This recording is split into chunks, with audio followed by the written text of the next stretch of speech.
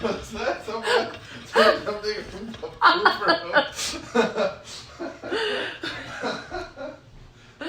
yeah. All right.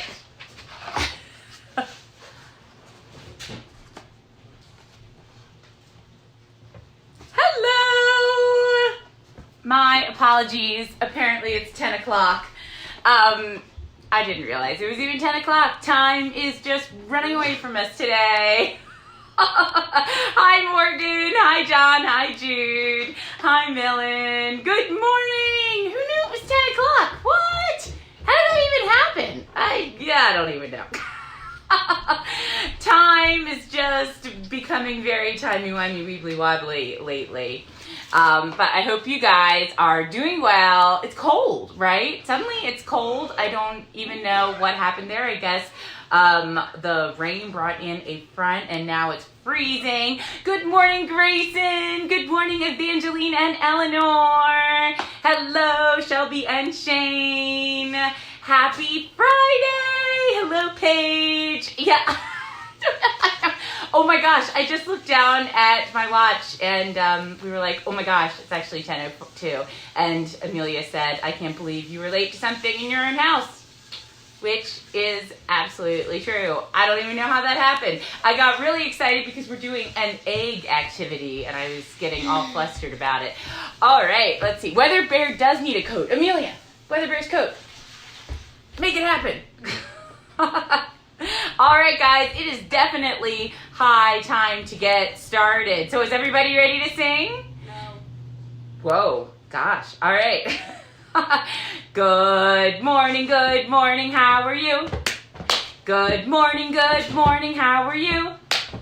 How are you this special day? We're so glad you came to play. Good morning, how are you?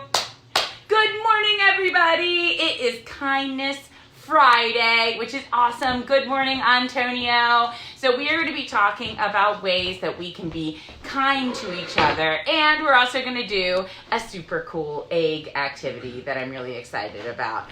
But first, let's do our calendar. Oh, Millen wants to know about the book about nothing.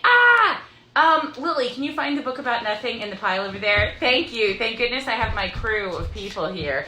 All right. So, because I'm writing so late this morning, I haven't even written it yet, but that's okay because we'll write it together and that'll be even more fun, right? All right. So I'm going to write an F. What do you think I'm writing?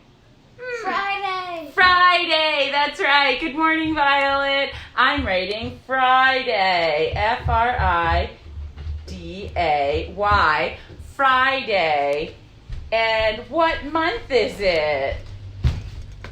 Does anyone know what month that is? That's not the book about nothing, Lily. Lily, go. It's black. Oh. Yes, go. Gosh. Just read that. So hard to get good that help. One's you so know, funny. no, that one's funny too. I know, but it's not. It's the most funny thing in the world. All right, it is April. As you can see, it starts with an A, and it is, what number? We're in the double digits. What number do you guys think this is? Amelia? 10? It's a 10, right, and how do we know it's a 10? Because there's a 1 in the tens place. That's right, a 1 in the tens place, and then a 0 in the ones place. You got it. And then it's 20. All right. Today is Friday. April the 10th. 2020. That is the day. Hello, Anna. All right, guys, let's sing our Days of the Week song. When you hear Friday, tap your fingers on your head. Ready? Days of the week. Days of the week. Days of the week.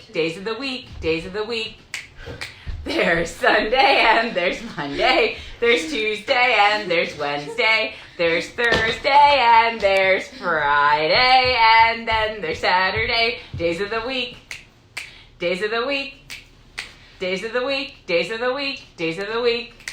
Lily, this is another book that's black, but not the one. Snake, do you know where the book about nothing is? Yeah, it's over in the library books. I don't know what we're going to do with ourselves. All right. Yes, in the library books. Time for Weather Bear. All right. Amelia, Weather Bear. He's leading me away. All right. He doesn't want me to So help. it's suddenly cold. It is suddenly cold. So Amelia has put Weather Bear in her sweater. But that's how spring is, right? It's warm and then it's cold. You never know what to expect. And then it's perfect weather. Right, and then it'll get really nice. And then because it's Maryland, it'll probably get to be 100 degrees like the week after that because that's just how it goes. But right now, Weather Bear has put on her coat. She's still going to go outside even though it's cold. And oh my goodness, it's windy. Like, woo, it is just crazy windy out there. So watch out because it is super windy. Speaking of which, the wind brought down all kinds of cool things. Take a look at this. Do you guys know what these are? These are cherry tree flowers. Yesterday we took a walk and we saw that the wind had brought down a bunch of cherry tree flowers from some of the cherry trees. Look at how beautiful they are. So this is our plant of the day. Gorgeous, beautiful pink blossoms that have started to fall down from some of the cherry trees. But don't worry, there's plenty that are still up there. There we go. And we will water our classroom plants here. Here we go. Get that. Get that. All right. Excellent. Okay. So today we're talking about Kindness Friday, like I said. And so we have a couple of books here about being kind, right, to other people. You still don't see it? All right. That's weird. Our first book is What Does It Mean to Be Kind? And even though we don't have our friends with us right now to practice being kind, we can certainly practice being kind with our family, right? So this is called What Does It Mean to Be Kind by Rana, DiOrio. Oh my goodness. Guys, what does it mean to be kind? We are losing it today. Those cute cats. All right. What does it mean to be kind? Does it mean being a type or a category? No. Does it mean paying with something other than money? Does it mean being sort of something? No. Being kind means smiling at the new student in class. Or maybe it might be smiling at people that walk by your house if you're playing outside and you're with your parents or grandparents and they wave, you could wave back. You could give someone a compliment and hold the door open for someone else. You can stick up for someone who's being bullied, right? That's important. You can see the best in people, even when they are struggling to be their best. I know I am struggling to be my best right now because it is hard to be in the house for so long. You can forgive someone who has hurt you, right? That one's a hard thing to do sometimes. Or you can help an injured or lost animal. You can be patient even when you're in a hurry. This is like being at the grocery store now, right? For grown-ups, we all have to be really patient. And saying please, thank you, you're welcome, and I'm sorry. You can celebrate the differences in others. That's a really important one, right? Because it's actually kind of easy sometimes to be kind to people who are like us, right? But when people are different than us, then we don't understand them, might even be a little bit scared, but it's super important to be kind to people who are different than us, even most of all. You can also encourage someone who needs support. You can say, come on, keep going, you can do it. You can pick up trash that isn't yours. You probably want to have gloves or one of those trash picker-upper thingies if you're outside and you want to do that, but that's a great thing to do, provided you have the right equipment. And you can allow yourself to make and learn from your mistakes. Being kind to yourself is incredibly important, right? You can notice when someone is sad and take the time to understand why. Right? Because sometimes if someone's upset or they're angry, or if like your little brother or sister is really complaining a lot and they're angry at you, it's easy to just be like, oh, I don't want anything to do with you. But if you take a deep breath and you talk to them, you say, why are you upset? What's going on? Maybe they'll tell you and then maybe you guys can understand each other a little bit better. You can also care for those less fortunate than you are, right? You can give money or food to people that need it. Being kind means having the courage to treat others the way you want to be treated, right? They're all holding umbrellas out for each other. So show your friends what it means to be kind and spread the word. If we can all be kind to each other and to ourselves, our world will be more loving, caring, and harmonious. Ah, that's really nice. All right, so the book about nothing appears to have turned into nothing for a second. We will find it, and we will read it very soon. But for right now, I have another book called We Don't Eat Our Classmates, which is also a kind thing to do, right? Eating people? Not so much, but hopefully this will be a little bit funnier than just regular books. So this is by Ryan T. Higgins. We don't eat our classmates.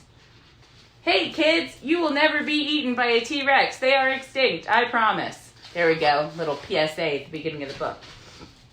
Penelope Rex was nervous. It's not every day a little T-Rex starts school. What are my classmates going to be like? Will they be nice? How many teeth will they have? This was very important.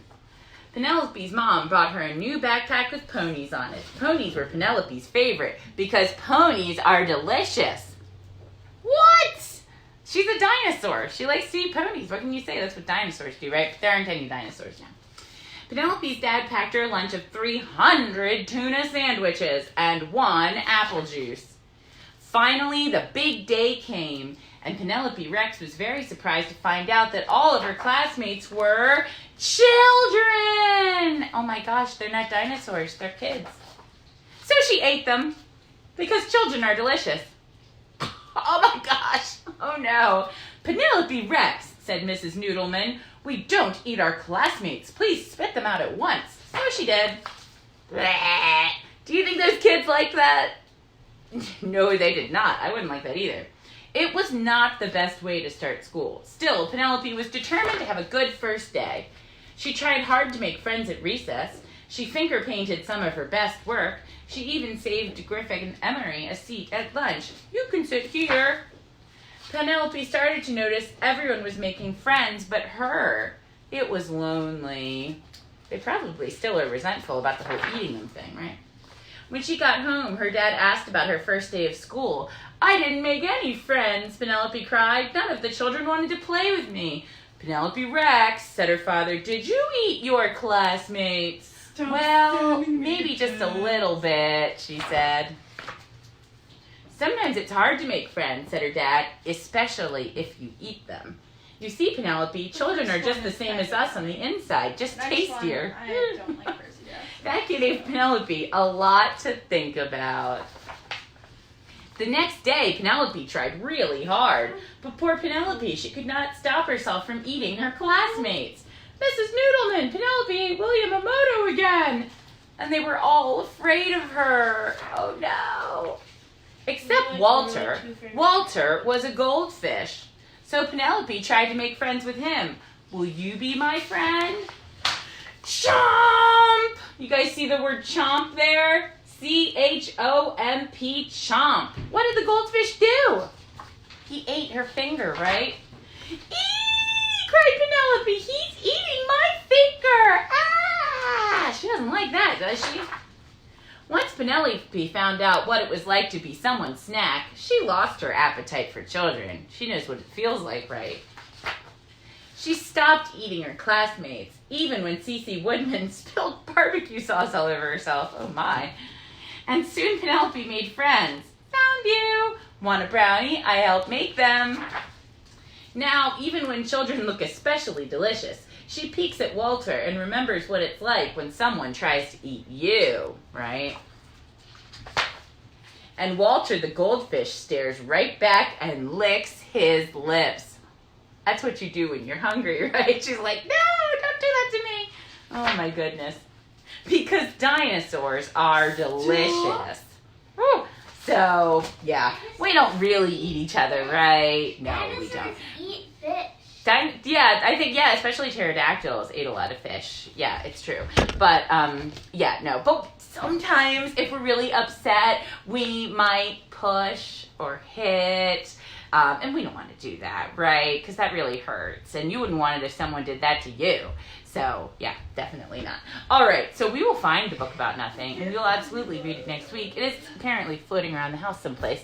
But right now, we're going to do a fun activity with eggs. So this is definitely an activity that you need to do with your grown-up friends, right, who are taking care of you, because we don't ever want to play with eggs without grown-ups around to make sure that everything's okay, because it can be really messy, and also we want to make sure that we're doing everything right. But so here we have some eggs. There we go. And eggs are actually an important part of a lot of celebrations that are going on right now. For Passover, people have eggs on their Seder plate. And for Easter, that a lot of people are going to celebrate on Sunday, we often dye eggs, right? And then we eat them usually. And in my family, we have a fun tradition where we do egg battles, where we have hard-boiled eggs and we knock them against each other, and then we see which egg cracks first, and it's a lot of fun. Sadly, this year we cannot be together to do egg battles, which is kind of sad, but I thought instead of painting eggs the normal way, which you can still do and you can still eat at home, which is fun, you can actually make, oh yeah, Dominic did some eggs yesterday. That's awesome. We could make eggs for the people that we're not with, and we can have them keep, and the way that we're going to do that is by doing blown out eggs. These are super duper cool. So I did one last night, just to have an example to show you. So this is an egg, see, it is painted, and I even stuck some dried flowers on the edge to make it especially pretty. And if you look, it is empty inside. It is a blown out egg, which means that it will keep forever and ever, and I don't need to worry about it going bad and rotten, because if you leave an egg out of the fridge for very long and it has the stuff inside, oh no, you don't want to do that. Completely disgusting in like every way. You don't want to do that. But this is going to be fine because all the insides are out. And I make sure to save all the insides. Oh, just dripping a little of water. You got to save those and eat them because we don't want to waste anything, right? Especially now. All right, so Lily is here to help me. I'm going to show you how to do this. A little bit messy, but we're going to get through it together. It's going to be great. Okay, let's see. I'm going to put those over there. All right. So first you start with one egg that is not hard-boiled, okay? Won't work if it's hard-boiled, obviously. Let's see, I'll put those over there. All right. And this is definitely a part, like I said, that you're going to do with your grown-up friend. All right, so this is an egg not cooked. You take a little bit of tape, all right, and you put it on the very top of the egg, and you put it at the bottom of the egg. And this is going to help keep the egg from cracking too much. Oh, I'm losing my tape. Okay, and then you take a pin, again, do this with a grown-up, and you are going to actually pierce the very top of the egg. There's the egg inside the tape. Again, we don't want it to crack too much. Let's see. All right. There we go. I just swirled around a lot. I've made a hole in the top. The tape is also keeping it from escaping too much. Holy moly. All right, and then we're going to do the same thing in the bottom. Again, the tape's right there. Sticking that in. All right, and then I'm gonna like make it a little bit wider there. There we go, because we need an area for the egg stuff to come out. There we go. Okay, so at this point it's gonna get messy, which is fun. All right, I'm gonna take off the tape. Whoa, look at that. Oh yeah, that's good stuff. All right, so there's the egg coming out. I'm putting it right into this bowl. You can scramble them then after this. You just whisk them up and you maybe add a little bit of milk and you put some salt and pepper in there and you cook them up. It's gonna be a delicious lunch for you. All right, so then this is also fun. This is kind of weird. You have that second hole in the top. Lily, here's where I need you. You're actually gonna blow out the rest into this. There's no egg at the top, so you're fine. No, you're fine. It'll be okay. Lily's gonna do it for me because I did it last night and it worked, but I have TMJ issues, so it hurt my jaw. So Lily is now blowing into. Just blow it. Just blow it right out. Yeah. There we go. Yeah, there it is. Oh, Oh, it's gross to watch. Oh, but it's fun. I'm glad we didn't capture that on camera. So, as you can see, this is now full of the egg, and that's suitable for scrambling. And now our egg is empty. Now, you're going to take it over to the sink, and you're going to rinse it real well, because you don't want any of the egg insides to be in there at all. So you just rinse it out, and then you dry it. And I have another one over here that I already did that too for purposes of demonstration. All right, there we go. So what's cool about doing this, now we're not going to eat it ever again, so we can use any kind of paint to paint it. I like the look of watercolors on a painted egg. I'm going to paint the bench. Yeah, I might paint the bench. So I have some watercolors, and I have some water, and I have a paintbrush. So robin's eggs are blue. They're really beautiful blue. So if you want, you can just use some blue watercolors to make it look a little bit like a robin's egg. See, look how pretty that is. And because we can keep this egg forever, you can spend a lot of time making it just right? There we go. Make it really pretty. Paint it all the way around. Maybe I'll dilute it a little bit. Oh yeah, there we go. Now it's looking more like a robin's egg. Yeah, those are so pretty. Yeah. All right. Once you have it painted just the way you like it, you can let it dry. And then if you want, you can take a dried flower like I did for this one over here. There are numerous ways to dry a flower. You can put it in a book and you can just leave there for a few days. Or if you want, you could use a sticker, or you can just be creative, do anything you can think of. I have a microwave flower press that works really well, and that dries flowers just about right away.